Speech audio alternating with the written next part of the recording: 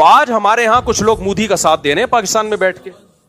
نہ ہم پہلے انڈیا کے دشمن تھے نہ آج ہم ہیں, نہ ہم پہلے انڈیا کی عوام کے دشمن تھے نہ آج ہم ہیں, نہ انڈیا کے لوگ پاکستان کے دشمن ہیں. یہ ایک خاص ایک گورنمنٹ ہے جو آخری سانسیں لے رہی ہے, انشاءاللہ مرے گی, یہ انہی کے لوگوں کے ہاتھوں مرے گی. اس نے یہ فسادات کروائے ہیں. پیر میں سیاحوں پر حملہ ہوا ہے, آپ کو پتا ہوگا. اچھا, اس میں انڈین میڈیا نے پاکستان پر,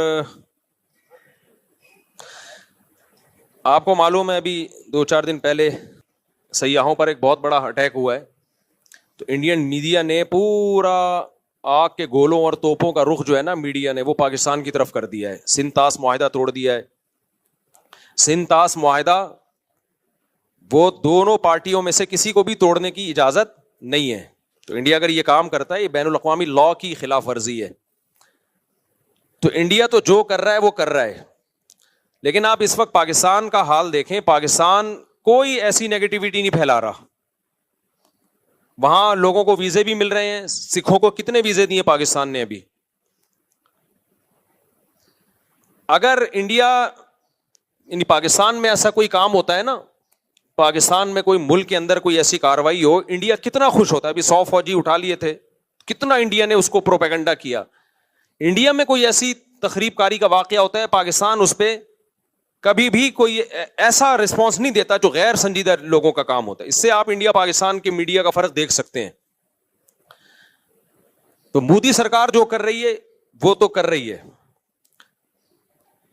اچھا, انڈیا کا مطلب ہمارا انڈیا نہیں ہوتا جب ہم انڈیا کے خلاف بات کر رہے ہیں. انڈیا بھی دوسرے ملکوں کی طرح ایک ملک ہے جہاں اچھے لوگ بھی ہیں, جہاں برے لوگ بھی ہیں.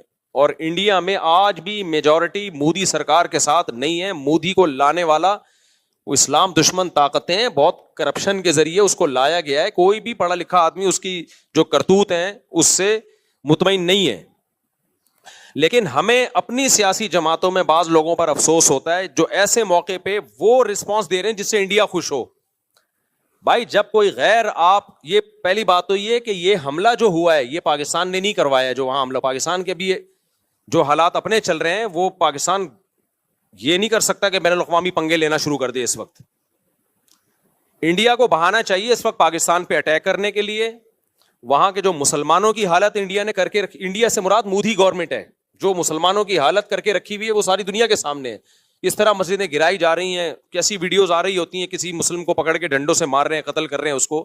وہ کسی سے ڈھکی چھپی نہیں ہے یہ باتیں. تو اس وقت ہمیں ایک قوم بننے کی ضرورت ہے.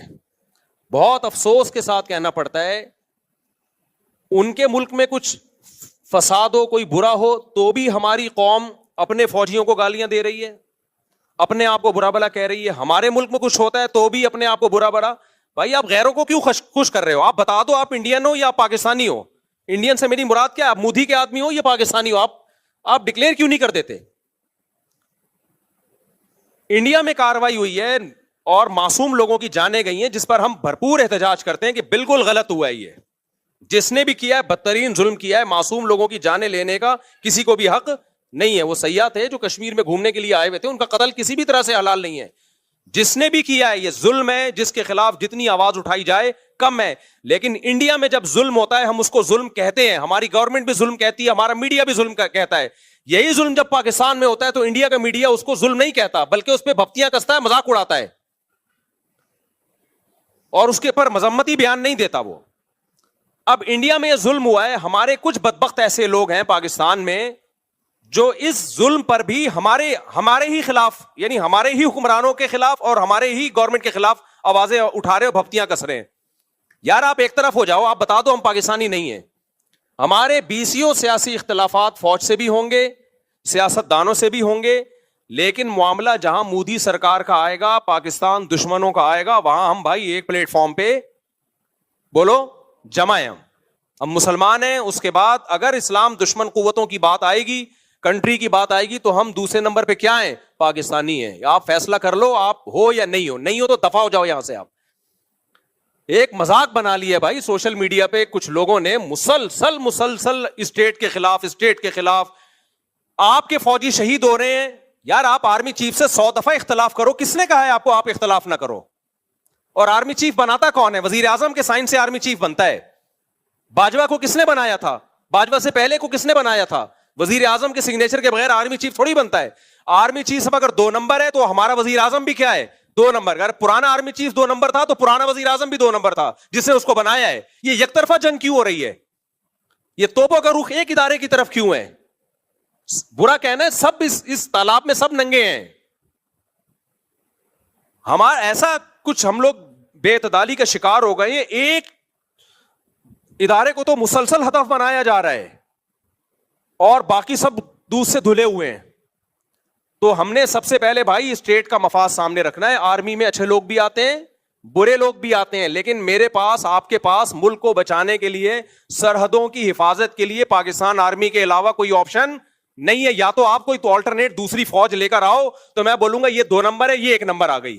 جب آپ کے پاس آپشن ہی نہیں ہے تو بھائی ہمارے پاس, ہم نے آرمی چیف کو نہیں دیکھنا ہے. چیف آرمی کے اچھے بھی آئیں گے, برے بھی آئیں گے, کرپٹ بھی آئیں گے, نیک بھی آئیں گے. وہ ایک انسان ہے. آپ بولو اس کے خلاف اگر آپ نے بولنا ہے, ہمیں کوئی اعتراض نہیں ہے. کوئی تعریفیں کرے گا, کوئی بولے گا اس کے. آپ شہباز شریف کے خلاف بولو, ہمیں کوئی اعتراض نہیں ہے. کوئی تعریف کرے گا, کوئی اچھائی کرے گا. یہ ہمیشہ سیاسی لیڈروں میں ایسا ہوتا ہے. کوئی مریم نواز کے فیور میں ہے, کوئی مخالفت میں ہے. لیکن اتنی مخالفت کہ اس سے اب ہمیں لگے کہ اب معاملہ شخصیات پہ نہیں ہے, اب آپ کو اسٹیٹ سے دشمنی ہے. اب آپ شہباز شریف یا آرمی چیف کے خلاف جو ٹھڑک نکال رہے ہو تو یہ اصل میں پاکستان کے خلاف آپ نے ٹھڑک نکالنی ہے. تو لیبل آپ آرمی چیف کا یا آرمی کا یا وزیر اعظم کا لگا رہے ہو. کسی شخصیت کے خلاف برا بولو بھائی, ہمیں کوئی اعتراض نہیں ہے, ہم نے کسی کا کلمہ نہیں پڑھا ہے. لیکن ابھی ہو یہ رہا ہے ٹک ٹاک پہ, فیس بک پہ اینٹی اسٹیٹ ایلیمنٹس جو ہے وہ متحرک ہوئے ہوئے ہیں. وہ لیبل لگا رہے ہیں فوج کا, آرمی کا, اور اصل میں ان کی وہ جو ملک کی جڑیں وہ کھوکھلی کر رہے ہیں. تو بھائی اگر باہر سے ہمارے ملک پہ اٹیک ہوتا ہے, اینٹی اسٹیٹ ایلیمنٹس ہمارے ملک میں دھماکے کر رہے ہیں, تو جیسی بھی فوج ہو ایسے موقع پہ ہم, چاہے میں عمران خان کی حمایت کروں, چاہے میں شہباز شریف کی حمایت کروں, اس موقع پہ ہم کس کے ساتھ ہیں؟ فوج کے ساتھ کھڑے ہوں گے. نہیں کھڑے ہونا تو دفع ہو جاؤ یہاں سے اور بتا دو کہ میں پاکستان دشمن ہوں, میں نے اس ملک کی اینٹ سے اینٹ بجانی ہے. منافقت چھوڑ دو. پھر سمجھ میں آ رہی ہے بات کہ نہیں آ رہی ہے؟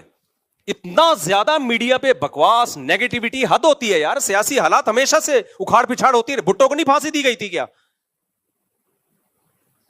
وہ لیگل کام ہوا تھا؟ مارشل لا لگ گیا تھا, کیا وہ لیگل کام تھا؟ کچھ لیگل ہوتا ہے, کچھ انلیگل ہوتا ہے, سب کچھ ہمیشہ سے ہوتا آ رہا ہے, کوئی پہلی دفعہ نہیں ہوا یہ. لیکن جب ملک کی بات آتی تھی تو پوری قوم ایک جھنڈے کے تحت جمع ہو جاتی تھی. اب جو حالات چل رہے ہیں, اب را اور اسرائیل اتنا انوالو ہو چکا ہے کہ قوم ایک جھنڈے کے تحت آ نہیں رہی ہے. یہ بہت ڈینجرس ہے, بہت خطرناک ہے. یہ پاکستان جائے گا, ہم سب کی واٹ لگے گی, چاہے اسلام کے نام پہ توڑو, چاہے آزادی کے نام پہ توڑو. پاکستان کی مثال اس پھل کی ہے کہ آپ درخت کا پھل کاٹ رہے ہو, نیچے ٹوکرا آپ کا دشمن لے کے کھڑا ہوا ہے. یہ آزادی ختم ہو جائے گی ہماری, غلام بنیں گے ہم. لیبیا اور شام سے زیادہ بدترین حالات ہوں گے. یہاں آبادی بہت زیادہ ہے, لیبیا اور شام سے زیادہ آبادی, کروڑوں لوگ بستے ہیں. ایسا خون بہے گا, ایسی لاشیں سڑکوں پہ, کوئی رونے والا نہیں ہوگا. اور پھر بین الاقوامی طاقتیں امن قائم کرنے کے لیے انوالو ہو جائیں گی یہاں پہ. وہ ایسے ہی امن ہوگا جیسے عراق میں ہوا ہے. تمہارے سارے وسائل اور ذخائر پر غیروں کا قبضہ, تم بدترین غلامی کی زندگی گزارو گے. تو ہوش کے ناخن لو, کسی سیاستدان کی محبت یا نفرت میں پاگل مت ہو جاؤ. سمجھ رہے ہو؟ جیسے کچھ لوگوں کو اسلام سے نفرت ہوتی ہے تو مولویوں کے خلاف صبح شام بولتے رہتے ہیں, وہ علماء ایسے, علماء ایسے, علماء ایسے. وہ ڈائریکٹ اسلام کو برا نہیں کہہ سکتے, تو ہدف کس کو بناتے ہیں؟ علماء کو. ہم جواب میں کیا کہتے ہیں؟ بھائی علماء میں اچھے بھی ہوں گے, برے بھی ہوں گے, لیکن آپ نے اسلام کے خلاف ٹھڑک نکالنی ہے تو ڈائریکٹ اسلام کے خلاف بول نہیں سکتے. آپ کس کو بول رہے ہو؟ علماء کو. تو آپ کو پاکستان سے نفرت ہے, آپ پاکستان سے نفرت ڈائریکٹ آپ بول نہیں سکتے. ملک میں آپ کبھی پوری فوج کو الٹ طلاق برا کہنا شروع کر دیتے ہو. فوجی جوان شہادتیں پیش کر رہے ہیں, روزانہ لاشیں آ رہی ہیں, اور ٹک ٹاک پہ آپ دیکھو ان لاشوں پہ ڈانس ہو رہے ہیں کہ اس فوج کے ساتھ یہی ہونا چاہیے. یار ان رنگروٹوں کا کیا قصور ہے بیچارے جو جانے دے رہے ہیں؟ ان کو تو حوصلہ دو کہ تم ہمارے ہیرو ہو بھائی, ابھی بارڈر کی تم حفاظت کر رہے ہو, تم ہمارے ہیرو, ان کو تو حوصلہ دو آپ. تو یہ بہت زیادہ ہو رہا ہے. یہ جو ہے نا, تھوڑا بہت احتجاج ہر جگہ ہوتا ہے, لیکن ابھی یہ اینٹی اسٹیٹ ایلیمنٹس جو ہیں ان سب چیزوں کو کیش کرا رہے ہیں. تو آپ نے یہ دیکھنا ہے کہ کون ملک دشمن ہے اور کون ملک دوست ہے. کوئی قوم پرستی کے نعرے میں مت آؤ اس وقت, کوئی اسلام کا لیبل لگا کے ملک میں دھماکے کر رہا ہے اس کی باتوں سے متاثر مت ہو اس وقت.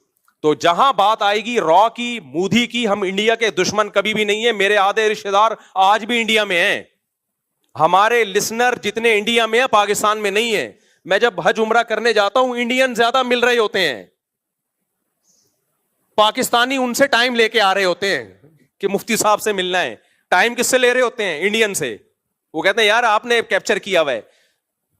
تو انڈیا پاکستان کے لوگ محبت کرتے ہیں آپس میں, وہاں کے لوگوں سے بھی, ہندوؤں سے بھی ہم ملے ہیں.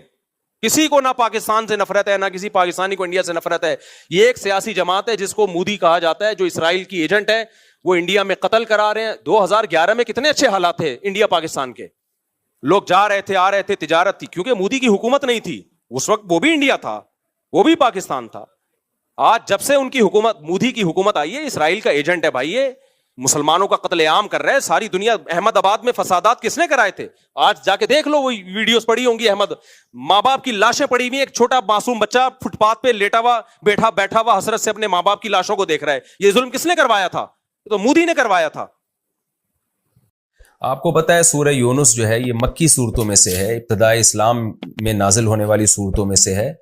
تو بار بار یہ بات میں نے عرض کی ہے کہ مکہ کی صورتوں میں احکام کم ہیں. آپ نے سورہ بقرہ میں بہت سارے احکام پڑھے, سورہ نساء میں بہت سارے احکام پڑھے, لیکن ان صورتوں میں جو مکہ میں ہے نا, ان میں آخرت کی باتیں, عقیدہ توحید, آخرت سے ڈراوا, نبی صلی اللہ علیہ وسلم کی نبوت کے دلائل, یہ ٹاپک بہت زیادہ ہے.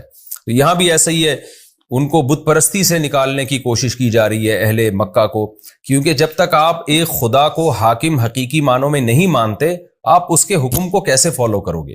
تو ان کو اس دلدل میں, جس بت پرستی کی دلدل میں وہ پھنسے ہوئے ہیں, اس دلدل سے قرآن نکال رہا ہے, مختلف طریقوں سے ان کو سمجھا رہا ہے. اچھا, مشرکین یہ مانا کرتے تھے کہ اصل جو کائنات کو پیدا کرنے والا اور ہمیں روزی دینے والا وہ خدا ہی ہے, لیکن خدا نے ان بتوں کو بھی اختیارات دے رکھے ہیں, یہ بھی اللہ کے نیک بندے ہیں جن کی ہم نے مورتیاں بنائی ہوئی ہیں. اصل تو وہ مانتے تھے کہ سب کچھ اللہ کا بنایا ہوا, یہ پتھر کے بنے ہوئے بت, یہ تو ان کو ہم نے اپنے ہاتھوں سے بنایا, یہ دنیا میں کیا بنا سکتے ہیں. تو قرآن نے نا اسی بات کو, جس کو وہ مانتے تھے, ان کی زبان سے بار بار ریپیٹ کروایا ہے. جیسے ہم کہہ رہے ہوتے ہیں نا کہ جب آپ کا کسی سے مناظرہ ہو رہا ہوتا ہے یا آپ کی کسی سے بحث ہو رہی ہوتی ہے, تو کچھ باتیں ایسی ہوتی ہیں جو آپ کا مد مقابل بھی مانتا ہے, لیکن ماننے کے بعد پھر وہ اس میں گڑبڑ کرنا شروع کر دیتا ہے.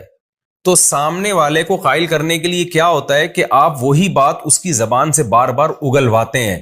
جب اگلواتے ہیں تو اس کے دل میں ایک خود بخود ایک فکر پیدا ہوتی ہے کہ یار جب میں اتنی بڑی حقیقت مانتا ہوں تو اس کا تقاضا یہ ہے کہ میں وہ بات بھی مانوں جو سامنے والا کہہ رہا ہے.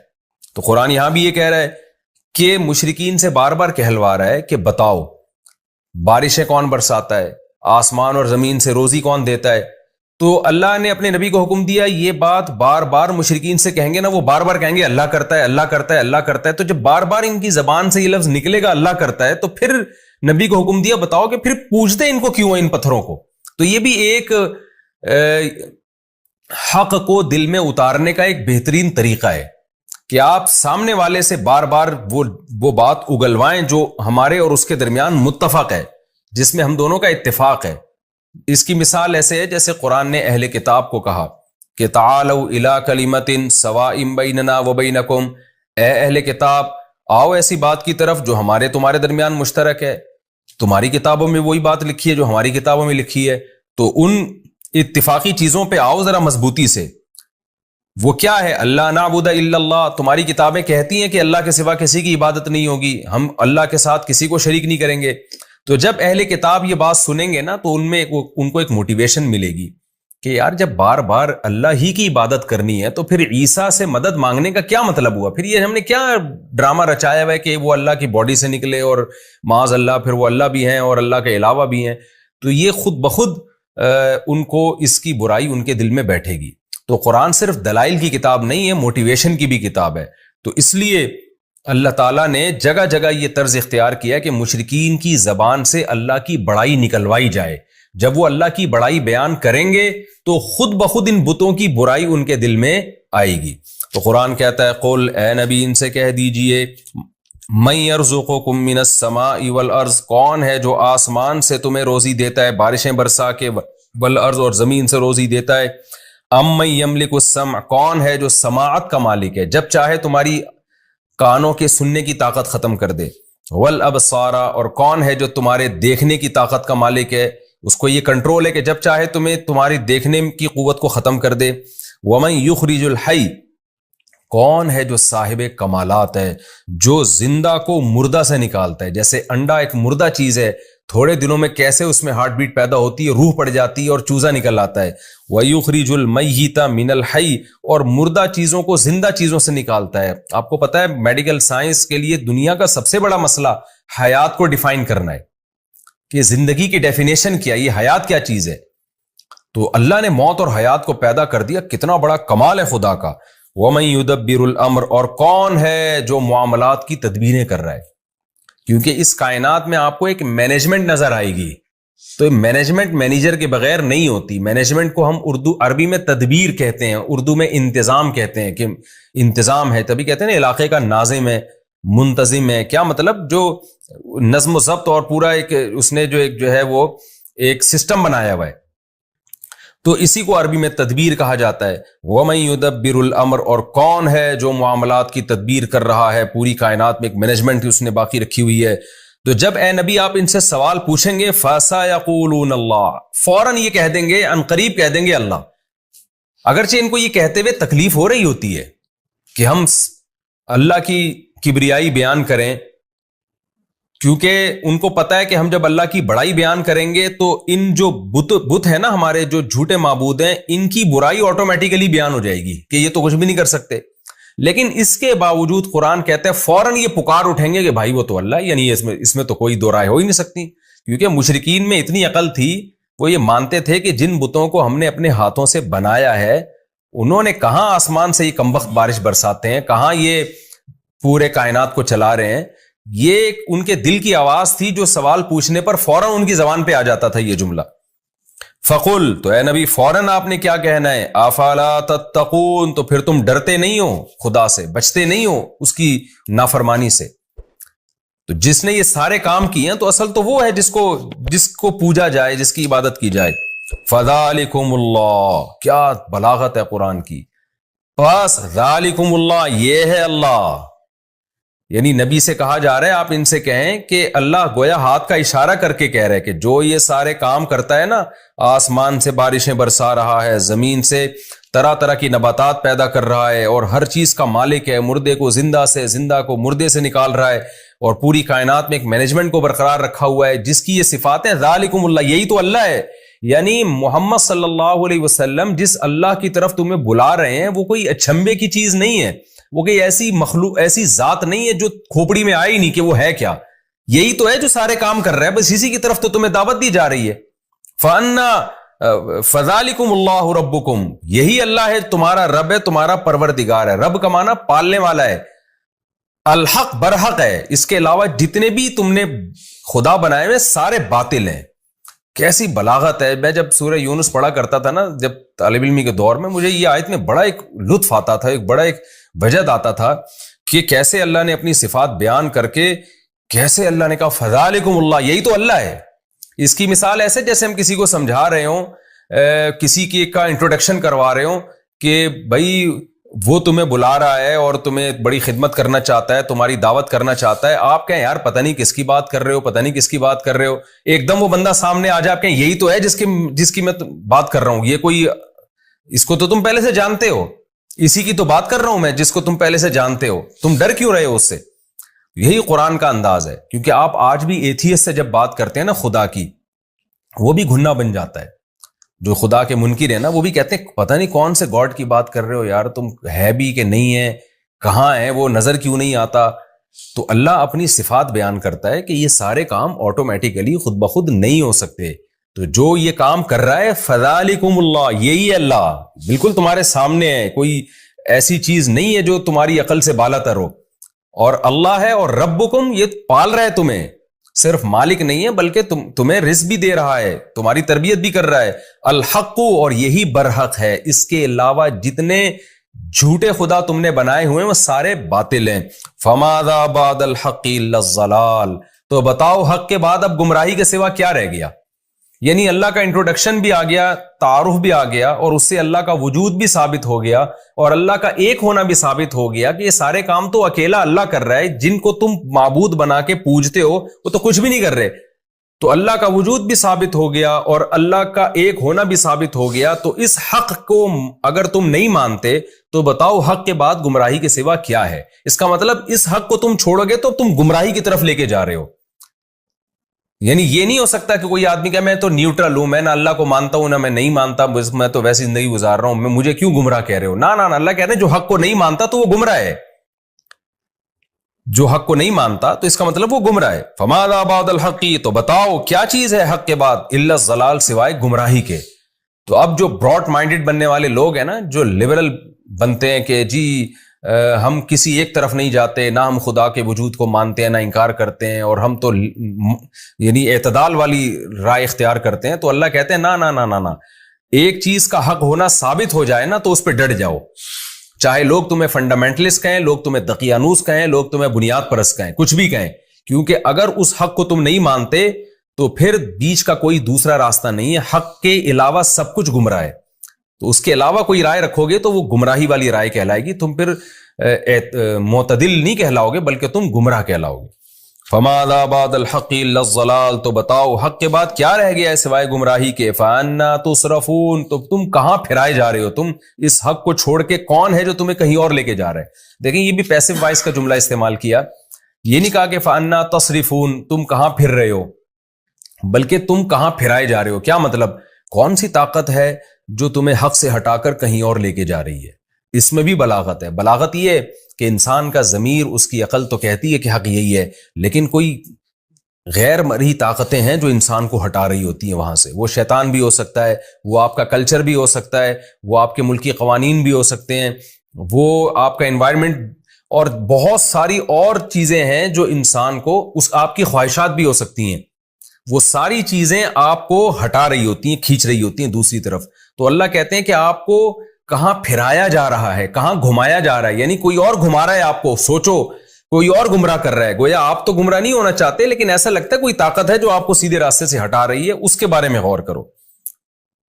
كذلك حقت كلمة ربك على الذين فسقوا, اسی طرح جو فاسق لوگ ہیں, حدود کو کراس کرتے ہیں. حدود کا کیا مطلب؟ عقل کی بھی ایک حد ہے, ضمیر کی بھی ایک حد ہے, لیکن وہ تمام حدود کو کراس کر کے گمراہی کی طرف جو لوگ جاتے ہیں تو ان لوگوں پر اسی طرح رب کا کلمہ ثابت ہو جاتا ہے.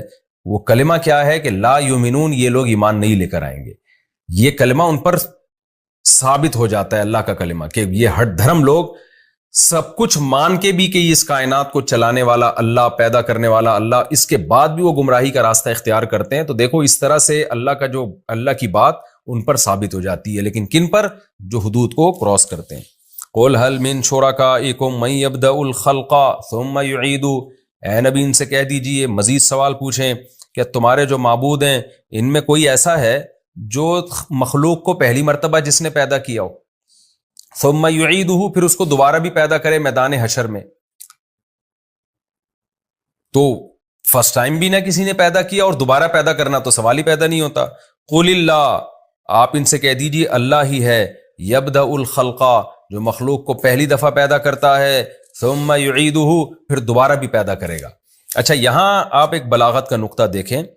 جب پہلے سوالات کیے گئے تھے کہ جو کون ہے جو آسمان سے روزی برساتا ہے, کون ہے جو زندہ کو مردہ سے نکالتا ہے, تو قرآن نے کہا فوراً یہ کہیں گے فَسَيَقُولُونَ اللَّهُ, اللہ یہ کام کرتا ہے. لیکن یہاں پر کیا ہے, جب ان سے سوال پوچھا گیا کون ہے جس نے مخلوق کو پہلی دفعہ پیدا کیا اور دوبارہ بھی پیدا کرے گا, اب یہاں قرآن نے یہ نہیں کہا کہ فَسَيَقُولُونَ اللَّهُ, یہ فوراً کہیں گے اللہ. وجہ اس کی یہ تھی کہ دوبارہ پیدا کرنے کے یہ قائل نہیں تھے بہت سارے مشرکین. وہ کہتے تھے پہلی دفعہ تو اللہ نے پیدا کیا, دوبارہ نہیں کرے گا. تو اس لیے اللہ نے اپنی بات بھی آگے بڑھا دی کہ صرف فرسٹ ٹائم نہیں ہے, دوبارہ بھی میں پیدا کروں گا. تو اس لیے اللہ نے کہا کہ اے نبی آپ خود ان کو بتا دیں. اب یہاں یہ جواب نہیں دیں گے, اب آپ ان کو بتا دیں کہ جیسے فرسٹ ٹائم خدا نے پیدا کیا ہے, دوبارہ بھی اللہ ہی پیدا کرے گا. یہ جو تمہارے بت ہیں پتھر کے بنے ہوئے اور جو جھوٹے خدا ہیں, نہ انہوں نے مخلوق کو پہلی دفعہ پیدا کیا اور نہ یہ دوبارہ پیدا کرنے پر قدرت رکھتے ہیں. قُلْ هَلْ مِن شُرَكَائِكُم مَّن يَبْدَأُ الْخَلْقَ, کہہ دیجئے تمہارے معبودوں میں کون ہے جو فرسٹ ٹائم مخلوق کو پیدا کرتا ہے, ثُمَّ يُعِيدُهُ, پھر دوبارہ پیدا کرے گا. قُلِ اللَّهُ يَبْدَأُ الْخَلْقَ, پھر آپ خود بتا دیں, یہ تو چپ چاپ بیٹھے رہیں گے, آپ ان کو بتا دیں اللہ ہے يَبْدَأُ الْخَلْقَ, جو مخلوق کو پہلی دفعہ پیدا کرتا ہے, ثم یعیدہ، پھر اس کو دوبارہ بھی لوٹائے گا، دوبارہ بھی پیدا کرے گا، فأنا تؤفکون، تو تم کہاں پھرائے جا رہے ہو؟ دوسری دفعہ چلو پیدا کرنے کے قائل نہیں، لیکن فرسٹ ٹائم تو مانتے ہو نا اللہ نے پیدا کیا، تو اس اللہ کو چھوڑ کر کن جھوٹے خداؤں کے پیچھے لگے ہوئے ہو؟ قل هل من شرکائکم من یہدی الی الحق، یہ بھی بڑی دلچسپ آیت ہے۔ آپ بتا دیجئے تمہارے معبودوں میں کون ہے ایسا ہے من یہدی الی الحق، جو حق کی طرف رہنمائی کرتا ہے۔ جتنے جھوٹے خدا دنیا میں ہیں، کوئی گائیڈنس ہے؟ وہ ہمیں بتا سکتے ہیں کہ صحیح کیا ہے غلط کیا ہے؟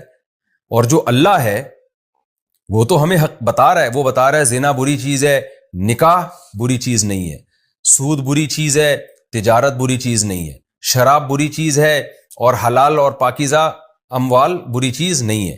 وہ تو ہمیں جگہ جگہ گائیڈ کر رہا ہے، رشتہ داری توڑنا بری چیز ہے، جوڑنا اچھی چیز ہے۔ وہ ہمیں نماز بھی بتا رہا ہے کہ ایسے رب کی عبادت کرنی ہے، حج ایسے کرنا ہے، قربانی ایسے کرنی ہے۔ گائیڈنس آپ کو اسلام میں جگہ جگہ گائیڈنس ملے گی اور بہترین ہدایت ملے گی۔ تو قرآن کہہ رہا ہے کہ ان سے کہیں کہ ایک تو خدا ہے جو تورات میں، انجیل میں، قرآن میں گائیڈ کر رہا ہے، جس نے ابراہیم علیہ السلام کے ذریعے گائیڈ کیا لوگوں کو، بتایا صحیح کیا ہے غلط کیا ہے۔ اور ایک تمہارے جھوٹے معبود ہیں جو کمبخت ہزاروں سال سے چپ بیٹھے ہوئے ہیں، پھوٹتے نہیں ہیں منہ سے کچھ بھی، اور اگر کوئی ان میں زندہ معبود ہو وہ گائیڈ بھی غلط کر رہا ہوتا ہے۔ تو اب بتاؤ کس سے محبت کی جائے گی، کس کی عبادت کی جائے گی؟ قل هل من شرکائکم، آپ ان سے کہہ دیجئے کیا ہیں تمہارے معبودوں میں سے من، کوئی ایسا معبود ہے، یہدی الی الحق، جو سیدھے راستے کی رہنمائی کرتا ہو؟ یہ یہاں بھی چپ بیٹھیں گے، کیونکہ یہاں بھی یہ فوراً اگر یہ کہہ دیتے نا، یہاں چونکہ ان کو توہین محسوس ہو رہی ہے، اگر کہہ دیں گے نہیں ہمارے معبود تو سیدھے راستہ دکھا ہی نہیں سکتے، تو ابے بھائی جب تمہارے معبود تمہیں گائیڈ ہی نہیں کر سکتے تو وہ تمہارے رہنما کیسے بن گئے، تمہارے لیڈر کیسے بن گئے وہ؟ اور ان کو تم فالو کیسے کرو گے؟ فالو لیڈر کو کیا جاتا ہے نا، تو لیڈر ہونے کی صلاحیت ہوگی تو فالو کیا جائے گا۔ تو اس لیے اللہ کو فالو کرو، کیونکہ فالو اس کو کیا جاتا ہے جو سیدھا راستہ دکھا رہا ہو۔ جو بیچارہ خود گائیڈنس کا محتاج ہو وہ لیڈر کیسے بن سکتا ہے؟ اس کو فالو کیسے کیا جائے گا؟ قل اللہ یہدی للحق، آپ ان کو کہہ دیجئے اللہ ہے جو سیدھے راستے کی طرف رہنمائی کرتا ہے۔ اب قرآن یہ مقدمہ قائم کر کے، یہ دلیل قائم کر کے ایک اور بات پر استدلال کر رہا ہے کہ جو سیدھے راستے کی رہنمائی کرتا ہے بھلا وہ اس بات کا زیادہ حقدار ہے کہ اس کی اتباع کی جائے، یا جو بیچارہ خود جس کے پاس سیدھا راستہ نہ ہو جب تک کہ اس کو کوئی راستہ نہ بتائے؟ تو جو لیڈر ہی گائیڈنس کا محتاج ہے تو عوام اس کو کیسے فالو کرے گی؟ تو فالو اس کو کیا جاتا ہے جس کو سیدھے راستے کا پتہ ہو اور بتا رہا ہو۔ تو یہ صفت اللہ کے علاوہ کسی میں نہیں پائی جاتی۔ اور آج کے حالات میں تو آپ دیکھ لیں نا، جن قوموں کو ہم فالو کر رہے ہیں وہ خود ہدایت کی محتاج ہیں۔ کیسے کیسے قوانین وہ اپنے ملکوں میں پاس کر رہے ہیں، شراب کو انہوں نے لیگل کیا ہوا ہے، زنا کو لیگل کیا ہوا ہے، یہ تو خود ہدایت کی محتاج ہیں، اور آج ہم نے ان کو لیڈر بنایا ہوا ہے۔ تو یہ آیت ان لوگوں کے لیے بھی ہے جو اسلام کو چھوڑ کر، خدا کو چھوڑ کر کسی اور قوم کو اپنا لیڈر سمجھتے ہیں اور اس کو فالو کرتے ہیں اور اس کی اتباع میں عزت محسوس کرتے ہیں۔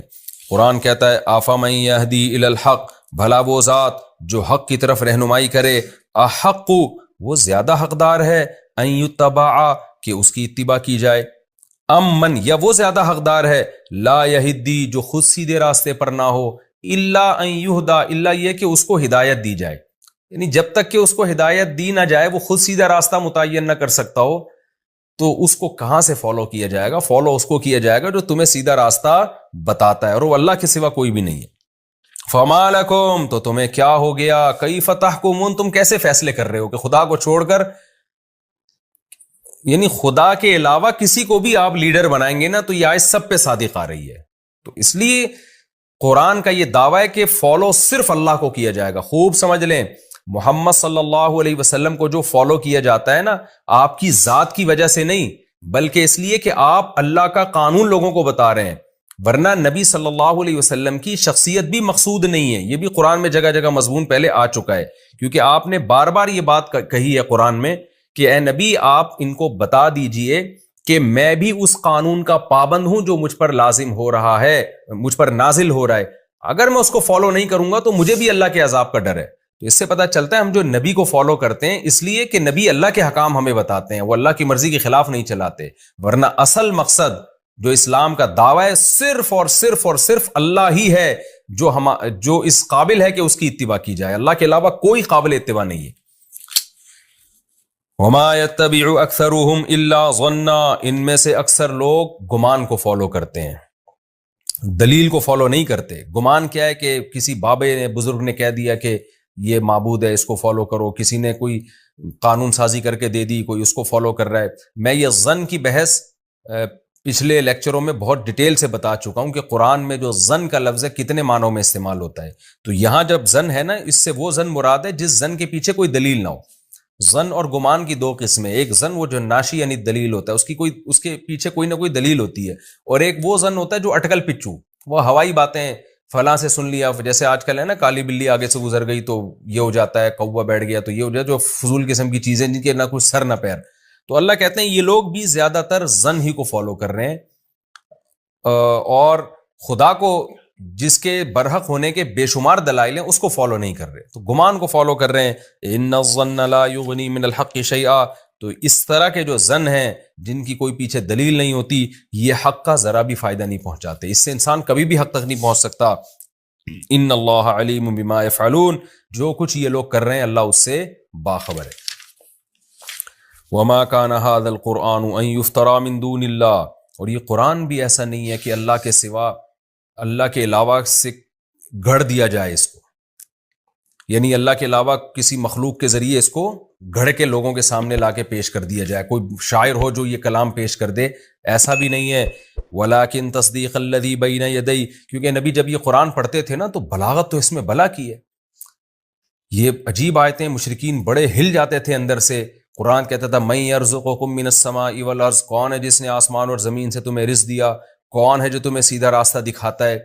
تو لیڈر تو وہی ہو سکتا ہے جو سیدھا راستہ دکھائے۔ تو مشرکین کے ذہن میں ایک وہم آ سکتا تھا، وسوسہ آ سکتا تھا، اور ہر دھرمی میں بھی یہ بات کہتے تھے کہ محمد صلی اللہ علیہ وسلم نے کلام گھڑ لیا ہے اپنی طرف سے، بڑا زبردست خوبصورت کلام کرتے ہیں، ہمارے سامنے دلائل کے انبار لگاتے ہیں، تو یہ بڑے بہترین شاعر ہیں، بڑی بلاغت ہے ان کے کلام میں، گھڑ لیا انہوں نے۔ تو قرآن اس کا بھی جواب دے رہا ہے کہ یہ شیطان تمہیں خدا کے کلام سے ہٹا رہا ہے، اللہ تم سے کلام کر رہا ہے، باتیں کر رہا ہے، تمہیں سمجھا رہا ہے، اور تم اب جب تمہارے پاس دلائل سے جواب نہیں ہے تو تم کیا کہتے ہو؟ یہ اللہ کا نہیں، محمد صلی اللہ علیہ وسلم کا کلام ہے۔ قرآن کہتا ہے ایسا نہیں ہے، یہ قرآن ایسا نہیں ہے کہ اللہ کے علاوہ سے گھڑ لیا گیا ہو۔ ولیکن تصدیق الذی، یہ تو تصدیق کر رہا ہے ان کتابوں کی جو اس سے پہلے گزر چکی ہیں۔ گڑی ہوئی بات ہمیشہ نہیں ہوتی ہے، پچھلوں کی نقل نہیں ہوتی وہ۔ تو تورات کا بھی یہی مضمون ہے، انجیل کا بھی یہی مضمون ہے، اور قرآن کا بھی یہی مضمون ہے۔ اگر محمد صلی اللہ علیہ وسلم نے گڑھنا ہوتا نا تو اس کی آیتیں میچ کیوں کر رہی ہوتی ہیں تورات اور انجیل سے؟ ایک بڑے اسکالر گزرے ہیں ہندوستان میں، خطبات بہاولپور کے نام، ڈاکٹر حمید اللہ، ان کی بڑی ریسرچ ہے آسمانی کتابوں پہ بھی، انتقال ہو گیا، اللہ ان کی مغفرت فرمائے۔ خطبات بہاولپور کے نام سے ان کے بڑے زبردست لیکچرز ہیں، میں نے بچپن میں پڑھے تھے وہ۔ ان کی دنیا میں ٹریولنگ بہت ہے، انہوں نے تورات انجیل پر بھی بڑی ریسرچ کی ہے۔ انہوں نے یہ بات اپنے مقالے میں لکھی ہے کہ آج دنیا بھی اس پر حیران ہے کہ قرآن، تورات اور انجیل، ان میں ان کا جو انداز بیان ہے نا وہ سیم ہے۔ حالانکہ تورات کہاں نازل ہو رہی ہے؟ ارض شام میں، اور عیسائیوں اور یہودیوں کا محمد صلی اللہ علیہ وسلم سے کوئی لنک تھا ہی نہیں۔ عربوں سے، جو مکہ کے عرب ہیں نا، مدینہ میں تو پھر بھی تھے، مکہ میں سے تو ان کا اہل کتاب کا کوئی تعلق ہی نہیں تھا، لیکن مکہ کا ایک یتیم بالکل اسی انداز سے کلام پیش کر رہا ہے جو موسیٰ کلیم اللہ کر چکے ہیں اور جو عیسیٰ روح اللہ کر چکے ہیں۔ تو یہ خود قرآن کے لیے قرآن کے برحق ہونے کی ایک بہت بڑی دلیل ہے۔ تو قرآن کہتا ہے ولیکن تصدیق الذی، یہ تو ان مضامین کی تصدیق کرتی ہے جو اس سے پہلے گزر چکی ہیں، سیم مضامین ہے، جیسے وہ اللہ کی کتاب تھی یہ بھی اللہ کی کتاب ہے۔ وتفصیل الکتاب، اور اس میں ضروری احکام ہم نے تفصیل سے بیان کر دی ہیں۔ لا ریب فیہ، اس کے اللہ کی طرف سے ہونے میں کوئی شک نہیں ہے۔ من رب العالمین، رب العالمین کی طرف سے ہے۔ ام یقولون افترا، کیا یہ لوگ کہتے ہیں کہ اللہ نبی نے یہ کلام گھڑ لیا ہے؟ قل فاتوا بسورۃ مثلہ، اے نبی ان سے کہہ دیجئے تم بھی اس جیسی کوئی صورت بنا کے لے آؤ۔ گھڑنے پر تو کوئی تم پہ پابندی نہیں ہے نا، تم بھی ایسا کلام بنا کے لے آؤ، لوگ متاثر ہوں گے، تم بھی جھوٹی نبوت کا دعویٰ کر دو۔ وادعوا من استطعتم، اور تمہارا تو دعویٰ ہے محمد صلی اللہ علیہ وسلم نے اکیلے بنا لیا ہے، ہم تمہیں چیلنج کر رہے ہیں کہ تم سارے شعراء کو اکٹھا کر لو، سارے خطیبوں کو جمع کر لو، اللہ کے علاوہ جو تمہیں ملتی ہے مخلوق لے آؤ، ان کنتم صادقین، اگر تم اپنے دعوے میں سچے ہو۔ آگے قرآن کہتا ہے بل کذبوا، اصل بات یہ ہے کہ قرآن کے بارے میں یہ نہیں کہ ان کو دلائل سے لگاؤ کہ یہ جھوٹا کلام ہے، نہ نہ نہ نہ، اصل بات یہ ایسی چیز کا انکار کر رہے ہیں لم یحیطوا بعلمہ، کہ ان کے علم نے اس کا احاطہ ہی نہیں کیا ہے، انہوں نے اس کے بارے میں تحقیق ہی نہیں کی ہے، غور و فکر ہی نہیں کیا ہے، گمان سے بس انکار کر رہے ہیں۔ اور دوسری وجہ یہ لما یاتہم تاویلہ، انہوں نے اس انکار کا انجام بھی نہیں دیکھا، وہ آیا ہی نہیں، ان کو سزا ملی نہیں اب تک، اس لیے جب لاؤبالی پن میں انکار کرتے چلے جا رہے ہیں تو اللہ اب ان کو دھمکی دے رہا ہے کہ اے مشرکین عرب، اے مشرکین مکہ، تم قرآن کا انکار مت کرو، کیوں؟ کذالک کذب الذین من قبلہم، ان سے پہلے لوگوں نے بھی انکار کیا تھا، فانظر کیف کان عاقبۃ الظالمین، دیکھو ظالمین کا انجام پھر کیسا ہوا، تو تمہارا بھی پھر وہی انجام ہو سکتا ہے۔ تو دلائل سے تو اللہ بات کر رہے ہیں، اللہ تعالیٰ دھمکیاں بھی دے رہے ہیں ساتھ ساتھ کہ یہ ہلکی بات نہیں ہے کہ جس کا دل چاہے ایمان لے آئے، جس کا دل چاہے رد کر دے، نہ نہ نہ، تمہیں غور و فکر کر کے ایمان لانا پڑے گا۔ پھر نبی کو تسلی دی جا رہی ہے، کیونکہ نبی صلی اللہ علیہ وسلم بہت پریشان ہوتے تھے، سب ایمان کیوں نہیں لے کر آتے، اتنی واضح آیات ہیں۔ اللہ نے فرمایا وَمِنْهُمْ مَن يُؤْمِنُ بِهِ، کچھ ان میں سے ایسے ہیں جو ایمان لائیں گے اور لاتے ہیں، وَمِنْهُمْ مَن لَا يُؤْمِنُ بِهِ، اور کچھ ایسے ہیں جو نہیں لے کر آئیں گے۔ تو آپ نے اپنا کام جاری رکھنا ہے، یہ لالچ نہیں رکھنی کہ سارے مسلمان ہو جائیں، یہ ممکن نہیں ہے۔ وَرَبُّكَ أَعْلَمُ بِالْمُفْسِدِينَ، جو مفسد لوگ ہیں، جو ایمان نہیں لے کر آئیں گے، اللہ ان کو خوب جانتا ہے، خود ہی نمٹ لے گا ان سے۔ یہ ہمارا جناب رکوع نمبر 4 اور 9 تفسیر کے لحاظ سے کمپلیٹ ہوا۔ میں انشاءاللہ اس کا مختصر خلاصہ پیش کر دیتا ہوں۔ پہلی آیت میں ہمیں اللہ نے بتایا کہ اللہ کی صفات ہیں، آسمان سے رزق برساتا ہے۔ دیکھیں قرآن کا جو دلائل کا انداز ہے وہ منطقیانہ نہیں ہے، وہ نیچرل ہے۔ تو نیچرل یہی ہے کہ قرآن اس کائنات میں ہونے والے تغیرات کو بیان کرتا ہے کہ یہ خود بخود کیسے ممکن ہے، یہ آٹومیٹیکلی نہیں ہو سکتے، یہ سب کچھ اللہ کر رہا ہے۔ تو مشرکین کی زبان سے نکلوایا جا رہا ہے اللہ کا تعارف، اور پھر نفی کی جا رہی ہے کہ جب اللہ کر رہا ہے تو پھر ان معبودوں کو تم کیوں پوجتے ہو۔ تو پہلا مضمون تو اس کا توحید ہوا کہ سب کچھ کرنے والی ذات اللہ کی ہے، لہذا پکارا بھی اسی کو جائے گا اور عبادت بھی اسی کی جائے گی۔ دوسری بات ہمیں کیا پتہ چلی کہ پہلی مرتبہ اللہ نے پیدا کیا، مشرکین جو شرک کرتے تھے ان کی میں بھی اتنی کھوپڑی تھی کہ خود بخود کائنات پیدا نہیں ہو سکتی، تو وہ یہ مانتے تھے کہ فرسٹ ٹائم اللہ نے پیدا کیا، اختلاف اس میں کرتے تھے کہ دوبارہ پیدا ہوگا کہ نہیں، یہ ہوگی کہ نہیں ہوگی۔ تو آج کا جو ملحد ہے وہ بالکل ہی بے عقل ہے، وہ کہتے ہیں کائنات خود خالق ہے، یعنی کائنات نے اپنے آپ کو خود پیدا کر لیا، یہ تو پاگلوں والی بات ہے بالکل۔ اچھا یہ بھی خوب سمجھ لیں، جو ملحد کہتے ہیں نا کوئی خدا نہیں ہے، یہ بھی جھوٹ بولتے ہیں۔ جو یہ کہتے ہیں نا خدا نہیں ہے، وہ اس کائنات ہی کو کریٹر مان رہا ہے، یعنی اس مادی چیز جو کچھ ہونے میں کسی طاقت کی محتاج ہے، اس محتاج ہی کو کریٹر قرار دے دیا، تو کتنی بڑی بے عقلی کی بات ہے۔ تو اللہ نے ان آیتوں میں بتایا کہ فرسٹ ٹائم بھی وہ پیدا کرتا ہے، دوبارہ بھی وہی پیدا کرے گا۔ اور تیسری بات، ہم فالو کس کو کریں، اس کا بھی ان آیتوں میں اللہ نے جواب دیا کہ آفامن یہدی الی الحق احق ان یتبع امن لا یہدی الا ان یہدی۔ یہ آیت تو رٹا لگا کے یاد کر لیں، یہ آج مغربی کلچر پہ بہت صادق آتی ہے۔ مشرکین مکہ کسی کلچر کو فالو نہیں کرتے تھے، مشرکین مکہ اپنے ہی باپ دادا کے گڑے ہوئے مذہبی غلط نظریات کو فالو کرتے تھے۔ اس پہ قرآن نے یہ کہا کہ جو خود ہدایت کا محتاج ہو اس کو فالو کیا جائے گا، یا جو ہدایت دیتا ہو اس کو فالو کیا جائے گا۔ آج بھی یہ بات دنیا پہ صادق آتی ہے کہ دنیا میں مجھے بتاؤ قرآن کے علاوہ یا اللہ کے علاوہ جس نے قرآن میں آیتیں نازل کی، آپ کو ہدایت ملے گی کہاں؟ جو مغربی ممالک جو اپنے آپ کو اتنے بڑے فنٹر سمجھتے ہیں، دنیا کی ذہین ترین اور تہذیب یافتہ قومیں سمجھتی ہیں، وہ خود اپنے ہاتھوں سے بنائے ہوئے قوانین سے پریشان ہیں۔ ان کا سسٹم کیسا تباہ و برباد ہو رہا ہے، وہاں پہ کس قسم کے بیہودہ قوانین وہاں رائج ہو رہے ہیں۔ یعنی جو چیز ان کی قوم میں شامل ہو جائے نا، کلچر کا حصہ بن جائے، وہی قانون بن کے اسمبلیوں میں پاس ہو جاتی ہے۔ تو جو برائی معاشرے میں پھیل جائے گی وہ قانون بن کے پاس ہو جائے گی۔ تو اس سے تو پتہ چلتا ہے وہ تو خود گائیڈنس کے محتاج ہیں، اور ہماری جو ینگ جنریشن ہے وہ فالو ان کو کر رہی ہے۔ تو اس لیے میرے بھائی فالو صرف اللہ ہی کو کیا جائے گا، کیونکہ آپ قرآن کے الحم سے لے کے والناس تک اگر احکام دیکھیں تو آپ کو نیچر کے قریب نظر آئیں گے۔ قرآن صفائی کی تعلیم دے رہا ہے. وَثِيَابَكَ فَطَاهِرْ، اپنے کپڑوں کو پاک رکھیے.